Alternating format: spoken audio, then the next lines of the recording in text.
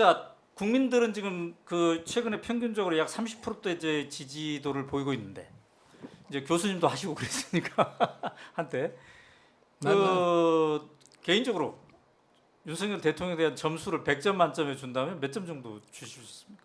그거는 내가 뭐 점수 안 매겨도 이미 국민들이 국민들이- 다 매기고 이건 내가 굳이 뭐 점수를 매길 게 뭐 있어요. 아, 그래요. 네. 자, 그런데 말이죠. 이제 우리가 이 참 낮은 지지율의 대통령을 모시고 계속 간다는 것에 대해서 걱정을 하는 분들이 굉장히 많을 텐데 그렇기 때문에 이제 다른 미래에 대한 관심도 많이 있는 것 같아요. 다른 주자들에 대한 관심. 어떻습니까? 지금 아까 금태섭 전 의원에 대한 말씀도 하고 그랬는데 최근에 좀 지켜보고 있는 정치인 좀 있습니까? 뭐 아직은 모르겠어요. 내년에 총선이나 끝나야지 다음 주자가 누가 될 것이냐를 예측할 수가 있는데 네, 네, 네. 나는 솔직히 얘기해서 일반 국민에게 이제 국민의 선택이 남아 있는 겁니다. 네. 지금 이렇게 양당 제도만 가지고서 문제 해결도 하나도 없이 서로 비방만 하는 이러한 정치 시스템을 갖다가 네. 계속 가지고 갈 거냐. 그렇지 않으면은 새로운 정치 세력을 키워 가지고서 네. 나라의 근본적인 변화를 갖다가 시도를 해서 우리가 지속 가능한 성장을 이어갈 것이냐. 이거는 난 국민의 몫이라고 봐요. 아, 그래요. 이제 여당도 좀 이렇게 살펴보고 계시겠지만 야당의 현재 형편에 대해서도 지켜보고 계실 텐데요. 지금 이제 이재명 대표는 검찰의 공격을 막 전방위적으로 받아왔습니다. 이른바 그거를 여당의 입장에서 사법 리스크다. 이렇게 얘기를 하고 있는데 자, 사법 리스크가 어떻게 이제 해소될지 우리가 지켜보고 있습니다만 앞으로 이재명 대표의 앞날에 대해서는 어떻게 보고 계십니까? 내가 뭐라고 예측을 갖다가 하기가 힘든데 네. 나는 검찰이 이 문제를 갖다 빨리 신속하게 매듭을 지어야지. 이게 너무 오래 끌고 가지 않나 이렇게 생각을 해요. 참 되게 오래 끌고 가고 있어요. 예, 길게. 일단 신속하게 마무리를 해야 된다. 예, 예. 그 다음에 이제 이재명 대표의 지도력이나 이런 것들은 또 별개의 문제고, 예. 그죠? 그렇군요. 자, 안철수 의원, 그러니까 지금 이제 국민의힘에서 이번에 대표 선거에서 전당대회에서 재미를 못 봤습니다. 탈락을 했는데. 지난번 1년 전에 저랑 인터뷰할 때는 대선 직전이었습니다. 그때 말씀하시길 윤석열 안철수의 단일화는 힘들 것 같다 이렇게 이제 말씀하셨는데 어쨌든 선거 막판에 단일화가 됐습니다. 그 후에 우리가 예상한 거는 여당에서 안철수라는 정치인의 역할, 주목도가 상당할 거라고 생각했는데 지금 굉장히 미약하게 됐습니다. 아니 그러니까 안철수 지금 의원이 좀 네. 너무 나이브한 사람 아닌가 이렇게 생각을 해요. 네. 단일화 과정에서 뭐를 좀 분명히 하지 않고서 그냥 적당히 지났기 때문에 오늘과 같은 상황에 직면하지 않았나 이렇게 생각을 해요. 네. 그러니까 안철수 의원 생각에는 본인이 단일화를 하지 않았었다면 윤석열 정부가 탄생하지 않았을 거라고 이렇게 생각을 하는데 네. 자 그것만 믿고서 자기는 소위 당 대표 출마를 한 거죠. 네. 그러다가 이제 결국 무슨 청와대한테 한 방 얻어맞고서 그러고서 그냥 지금 여기 좌절된 그런 상황에 놓여 있는 거죠. 사실 안철수 의원은 지난 대선의 유세 과정에서 막 손가락 관련 발언을 많이 했어요.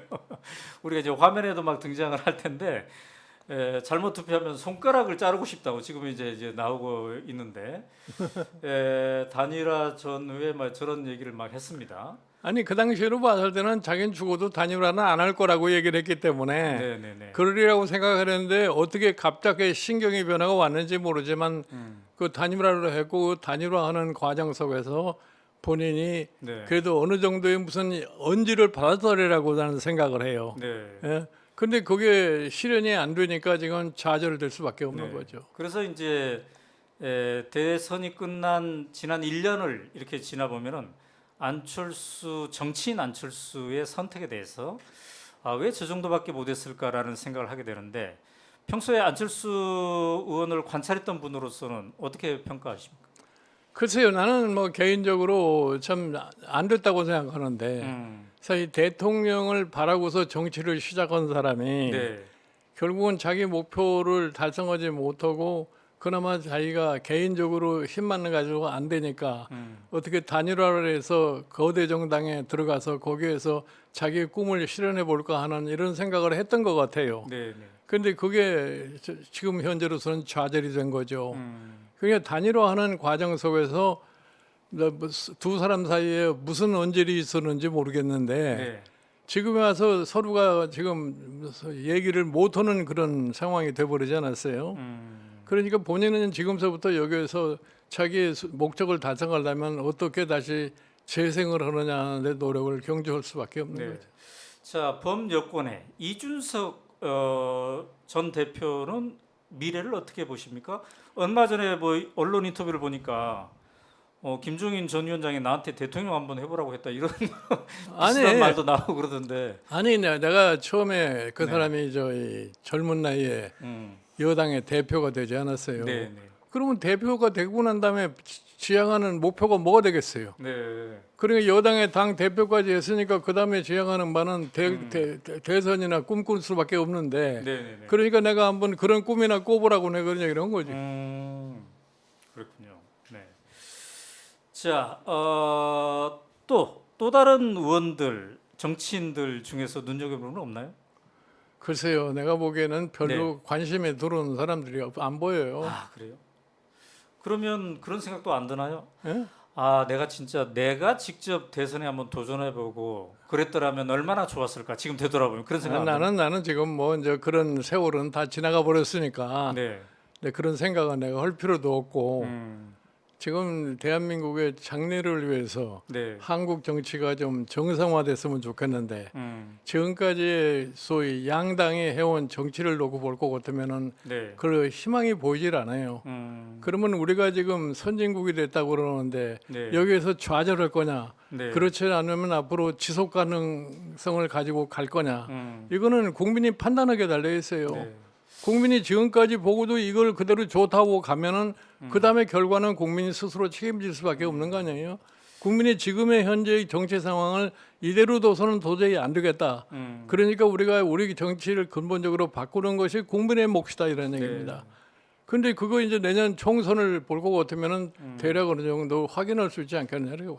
범여권의 일부에서는 한동훈 법무장관의 가능성을 언급하기도 하던데요. 또 김종인 전 위원장도 한때 언급도 하시던 것 같아요. 나는 저희 우리 저 한동훈 법무장관의 미래는 네. 윤석열 대통령의 성공 여부에 달려 있다고 봐요. 근데 지금 지난 1년을 보면은 성공하지 못할 것 같은데. 글쎄요, 지금 현재 지지율로 보거나 지금까지 진행되고 있는 여러 가지의 소위 정책 사항을 놓고 볼 것 같으면은 네. 크게 기대하기가 어렵지 않나 이렇게 봐요. 근데 아까 말씀하셨어요. 측근을 조심하라. 그리고 측근 중에 노라고 분명히 할 수 있는 사람이 있어야 된다. 한동훈 법무장관은 윤석열 대통령에게 노라고 분명히 얘기할 수 있다고 보십니까? 없다고 보십니까? 내가 보기에는 그 사람도 노라고는 말을 못 할 거예요. 왜냐하면 그 저희 인생을 갖다가 네. 하나의 위계질서 속에서 살아온 사람이기 때문에 상급자에 대해서 노라는 얘기를 하기가 굉장히 어려울 겁니다.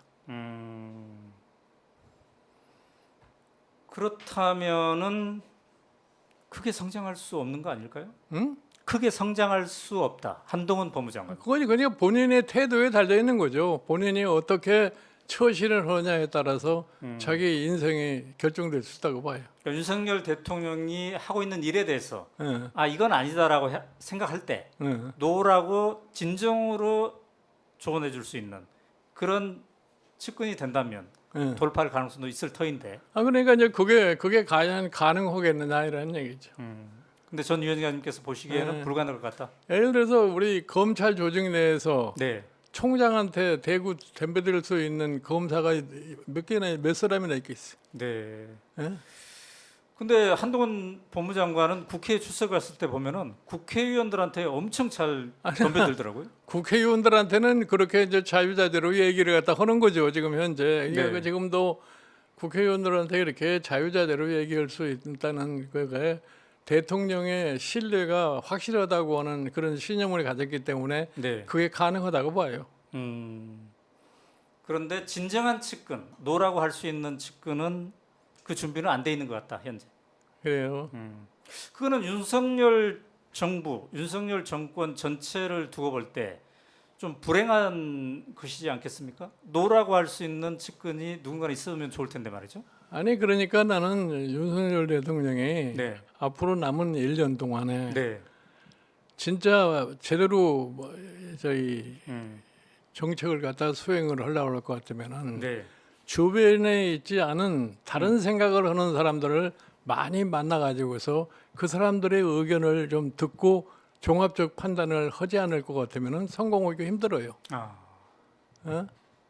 음, 예를 들어서 독일의 멜켈 수상 같은 사람은 네, 자기가 주요한 결정을 할 적에는 네, 국내에 있는 사람뿐이 아니라 해외에 있는 사람까지 불러가지고서 의견을 모르는 거예요. 네, 어? 그러니까 지금 우리는 사실은 대통령은 대통령이 이제 관저에 들어갈 것 같으면은 네, 네, 자기 측근 이외에는 만나질 않아요. 예를 들어서 대통령이 굉장히 바쁜 사람 같지만 네, 점심 저녁에 뭐 측근이나 참모들 데리고 점심 먹는 것보다는 외부에서 다른 생각을 하는 사람들을 불러다가 네, 밥 먹는 것이 자기를 위해서 훨씬 소위 좋은 일인데 네, 네. 그거를 갖다 거의 안 하는 것이 우리나라 대통령들의 관례라고요. 자기와 생각이 다른 그렇다고요. 주변에 예. 생각이 다른 사람을 초청해서 이 얘기를 듣지 않으면 예. 앞으로 성공하지 못할 것이다. 아마 그건 그러면 성공할 수가 힘들어요. 그럼 예를 든다면 어떤 분을 윤석열 대통령이 만나면 좋겠습니까? 아니 그러니까 만나 와서 추천을 한다면? 뭐 좋은 얘기만 하는 사람은 만나봐야 별 우리 의미가 김종인 없어. 전 위원장은 필히 만나야 되겠군요. 이렇게 조언을 나는 하시니까. 이미 내가 할 얘기를 다 해버렸기 때문에 더 이상 뭐 얘기해요. 내가 지금 밖에서 지금 이런 얘기를 하는 것도 네. 간접적으로 들을 거 아니에요. 뭐 오늘 말씀하신 거 보니까 딴 데 인터뷰에서 한 것보다 더 진하게 말씀하신 것 같긴 해요. 네. 그럼 바로 이 앞에 윤석열 대통령이 앉아 있다면, 둘이 독대를 한다면 예. 주변에 있는 사람 말고 주변에 생각이 다른 사람과 한번 초청해라 이런 말 말고. 아니 나는 솔직히 해서 나도 대통령을 모시고 한 2년여 같이 일을 했지만 네. 안 되는 거는 안 된다고 그래요. 아무리 대통령이 하고 싶어도. 어느 대통령 시절이죠? 내가 노태우 대통령 노태우 시절에는 대통령 시절에. 안 되는 건 안 된다고 그래야지 그러면 된다고 그래요. 그때 그러니까 노라고 하신 참모 중에 한 그러면 분이 예를 들어서 안 되는 거를 되려고 자꾸 하려면 그러면 나를 내보내고서 허시오는 거야. 어? 그래도 안 내보내던가. 그래요. 예. 어. 그렇지 않으면 일을 할 수가 없어요. 자, 윤석열 대통령의 측근 중에 측근이 한동훈 법무장관이지 않습니까? 한동훈 장관이 만약에 노라고 한다면 해야 된다면 어느 것에 대해서 노를 해야 된다고 가장 쉽은 노는 뭔가요? 그러니까 지금 저 김건희 여사에 대한 이 한동훈 장관의 경우에는 한계가 있잖아요. 자기 전문 분야가 법률밖에 지금 법률밖에 안 모르는 거기 되니까. 때문에 법무부의 일에 대해서는 자기가 소신껏 하려는지 모르지만 그 외에 대통령의 업무에 대해서는 자기가 모르니까 가서 얘기도 할 수가 없는 거예요. 네. 그러니까 대통령은 각 분야별로다가 자기가 결정한 사항이 많은데 네. 각 분야별로다가 제대로 얘기할 수 있는 사람을 구하면 밖에 사람이 난 많이 있다고 봐요. 그 사람들의 얘기를 좀 제대로 듣고서 결심을 해야 되는 거죠. 예를 들어서 지금 뭐 네. 연금 개혁을 해야 된다, 노동 개혁을 해야 된다, 교육 개혁을 해야 된다. 네. 그러면 노동 개혁에 있어서 핵심은 뭐고, 네. 교육 개혁의 핵심은 뭐고, 네. 연금 개혁의 핵심은 뭐냐. 이것을 놓고서 외부 인간들하고 대통령이 토론을 좀 해야 돼. 네. 그래서 뭐가 잘못돼 있고 뭐가 제대로 될 수 있고 이걸 갖다 확실히 구분을 해야만이 되는 거지. 막연하게 3대 개혁을 하겠다는 말만 가지고서는 아무것도 국민에게 설득력이 없어요.